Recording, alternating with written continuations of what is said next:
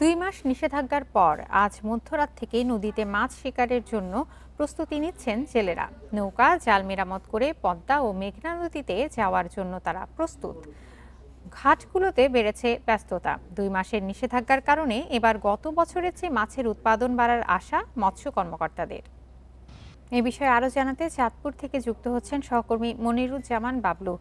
বাবলু, জেলেদের মাছ ধরার প্রস্তুতি কেমন দেখছেন এবং কি বলছেন জেলেরা?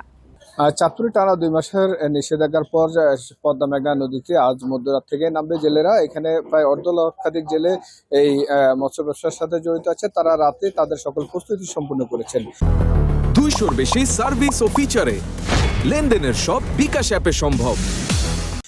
আমি এখন এই মুহূর্তে রয়েছি চাঁদপুর যে বড় স্টেশন মাছঘাট রয়েছে। এই মাছঘাটে কিন্তু গত ২ মাস ধরে শুনশান নীরবতা ছিল এবং সেখানে যে ৫ শতাধিক কর্মজীবী ছিল তারা তাদের কর্মে ফিরছেন এবং তারা এখানে আজকে প্রস্তুতি নিচ্ছেন। তারা এখান থেকে আগামীকাল সকাল থেকে মাছ বিক্রি শুরু হবে এবং আজকে রাতে যে যারা নামবেন জেলেরা তারা বলছেন যে টানা ২ মাসের যে তাদের যে নিষেধাজ্ঞা সহায়তা দেওয়া হয়েছিল তাতে তারা তাদের যে ধার দেনা ঋণ রয়েছে এগুলো তারা সম্পূর্ণ করতে পারেনি। তবে সামনে যে পূর্ণিমা এবং এখন যে বৃষ্টির রয়েছে এবং নদীর পানি গোলা রয়েছে এতে তারা প্রত্যাশা করছেন যে তারা প্রচুর পরিমাণ ইলিশ জালে ভিড়বে বলে তারা দাবি করছেন এবং সেটি তারা সেই প্রত্যাশা নিয়ে কিন্তু এই নদীতে নামবেন রাতে এবং তারা মাছ নিয়ে এসে যে দামের যে বিষয়টি রয়েছে সেটিও যদি মাছের প্রাপ্যতা বেশি হয় তাহলে কিন্তু মাছের যে দামটি রয়েছে সেটি তারা আগের মতো রাখবেন বলে তারা জানিয়েছেন। এখানে মাছঘাটের ব্যবসায়ীরা বলছেন যে জেলেরা নামার পর কিন্তু ধীরে ধীরে ২-৩ দিনের মধ্যেই কিন্তু মাছঘাটের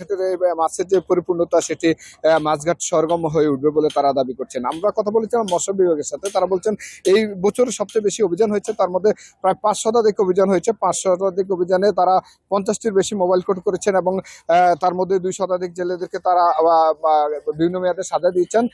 এইভাবেই কিন্তু তারা জেলেদেরকে নিষেধাজ্ঞা মানার জন্য তাদের অভিযান অব্যাহত রেখেছেন এবং তারা বিশেষ সুবিধার জন্য ৮,৫০০ জেলেকে এবার কিন্তু খাদ্য সহায়তার পাশাপাশি বিশেষ সুবিধাও দিচ্ছেন। সেখানে থাকছে তেল, ডাল, চিনি সহ বিভিন্ন সরঞ্জাম থাকছে। এইভাবে আস্তে আস্তে জেলেদের এই আরো সহায়তা দেওয়ার বৃদ্ধি পাবে বলে তারা মৎস্য বিভাগ দাবি জানিয়েছেন যে তারা আগামীতে এই পরিমাণ আরো বাড়াবেন।